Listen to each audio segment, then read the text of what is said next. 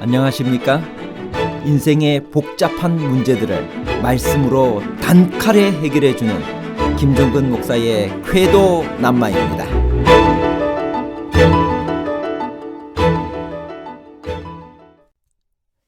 같은 사건을 확대하고 반복하여 설명하는 문학적 표현 방법에는 어떤 것이 있나요? 다윗이 이스보셋을 암살한 자들을 심판한 것은 사울 왕가의 추종자들의 마음을 얻기 위한 전략이었을 뿐인가요? 아니면 불의를 미워하고 불의를 행한 자들을 용서하지 않는 그의 성품 때문인가요?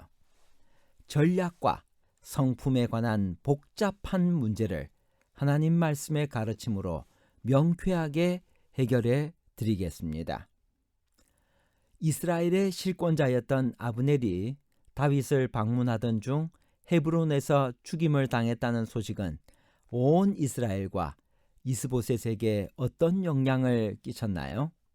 사무엘하 4장 1절. 사울의 아들 이스보셋은 아브넬이 헤브론에서 죽었다함을 듣고 손에 맥이 풀렸고 온 이스라엘이 놀라니라. 아브넬은 이스보셋에게 두려움의 대상이기도 했지만 그의 권력의 기반이었습니다. 아브넬 없이 그의 왕자를 유지하기는 어려웠습니다. 아브넬이 자기를 배반하고 다윗을 만나러 헤브론에 갔다가 죽었다는 사실에 충격을 받은 이스보셋은 아브넬의 운명에서 그의 미래를 보고 떨었을 것입니다. 아브넬이 헤브론에서 다윗과 협상을 벌이던 중 살해당했다는 소식에 온 이스라엘도 놀랐습니다. 다윗을 대항하던 사울 왕가의 마지막 세력이 무너진 것입니다. 요나단의 아들 중 한 사람이 살아 있었습니다.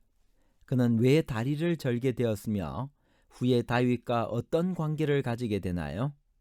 갑자기 그의 이름이 나오는 이유는 무엇일까요? 사무엘하 4장 4절. 사울의 아들 요나단에게 다리 저는 아들 하나가 있었으니 이름은 무비보셋이라. 전에 사울과 요나단이 죽은 소식이 이스라엘에서 올 때에 그의 나이가 5살이었는데 그 유모가 안고 도망할 때 급히 도망하다가 아이가 떨어져 절게 되었더라. 이스보셋이 암살당하는 장면에 갑자기 요나단의 아들 무비보셋의 이름이 등장하는 것은 이스보셋에 마땅한 후계자가 없다는 것을 말하기 위해서였습니다. 이스보셋에게는 아들이 없고 조카가 한 사람 있었는데 그는 다리를 저는 사람이어서 왕위를 이어가기에 적당치 않았다는 사실을 말하고 싶었을 것입니다. 무비보셋은 후에 그가 요나단의 아들임을 알게 된 다윗의 극진한 대접을 받게 됩니다. 누가 어떻게 이스보셋을 암살했나요? 암살자들의 동기는 무엇인가요? 사무엘하 4장 5절에서 8절. 부에롯 사람 림몬의 아들 레갑과 바하나가 길을 떠나 볕이 쬐을 때 그 즈음에 이스보셋의 집에 이르니 마침 그가 침상에서 낮잠을 자는지라. 레갑과 그의 형제 바하나가 밀을 가지러 온 채하고 집 가운데로 들어가서 그의 배를 찌르고 도망하였더라. 그들이 집에 들어가니 이스보셋이 침실에서 침상 위에 누워 있는지라. 그를 쳐 죽이고 목을 베어 그의 머리를 가지고 밤새도록 아라바 길로 가 헤브론에 이르러 다윗 왕에게 이스보셋의 머리를 들이며 아뢰되 왕의 생명을 해하려 하던 원수 사울의 아들 이스보셋의 머리가 여기 있나이다. 여호와께서 오늘 우리 주 대신 왕의 원수를 사울과 그의 자손에게 갚으셨나이다 하니. 이스보셋이 아브넬의 사망 소식을 듣고 손에 맥이 풀렸습니다. 온 이스라엘이 놀란 것은 말할 나위도 없습니다. 군사들의 사기가 땅에 떨어졌습니다. 그럴 때면 늘 안에서부터 붕괴가 일어납니다. 이스보셋의 두 군 지휘관 레갑과 바하나가 어차피 기운 사울 왕조를 버리고 다윗에게 항복하여 살아남을 궁리를 합니다. 그 사실을 사무엘하 4장 5절에서 8절, 조금 전에 우리가 이 말씀을 읽었습니다. 이 구절은 그냥 읽으면 이해하기가 어렵습니다. 왜냐하면 5절에서 집에 이른 두 사람이 6절에서 이스보셋의 배를 찌르고 도망하였는데 7절에서 다시 집에 들어가 목을 베어 나오기 때문입니다. 그러나 이는 같은 사건을 확대하고 반복하여 설명하는 문학적 표현 방법입니다. 그들은 잠자는 이스보셋의 배를 찔러 살해한 다음에 목을 베어 들고 헤브론으로 도망했습니다.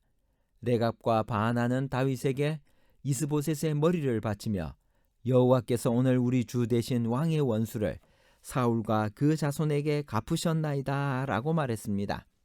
그러나 그들은 사울의 몸에 손을 대지 않고 아브넬의 죽음을 애통해한 다윗을 몰랐습니다. 그리하여 그들은 오히려 죽임을 당하고 말았습니다. 이렇게 하여 사울 왕조의 복원 시도는 완전히 끝나고 말았습니다. 암살자들은 이스보셋의 머리를 가지고 얼마나 부지런히 헤브론으로 갔었나요? 그들이 그렇게 급히 서둘러 다윗에게 간 결과는 무엇이었나요? 사무엘하 4장 7절입니다.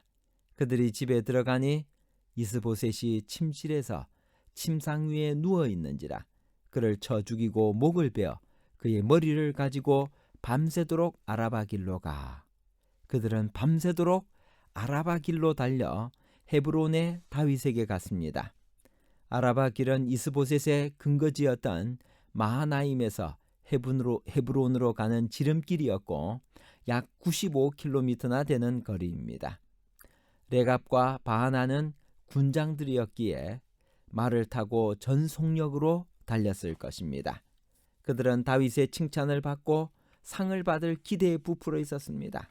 그러나 그렇게 열심히 달려간 것은 그들의 죽음을 재촉했을 뿐이었습니다. 다윗은 이스보셋의 머리를 가져간 암살자들을 어떻게 처리했나요? 그 이유는 무엇인가요? 사무엘하 4장 9절에서 12절입니다.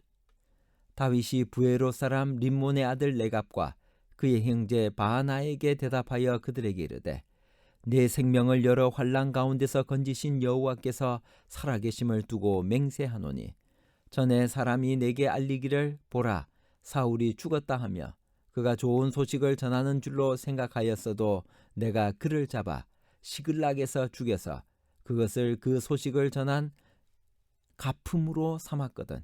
하물며 악인이 의인을 그의 집 침상 위에서 죽인 것이겠느냐.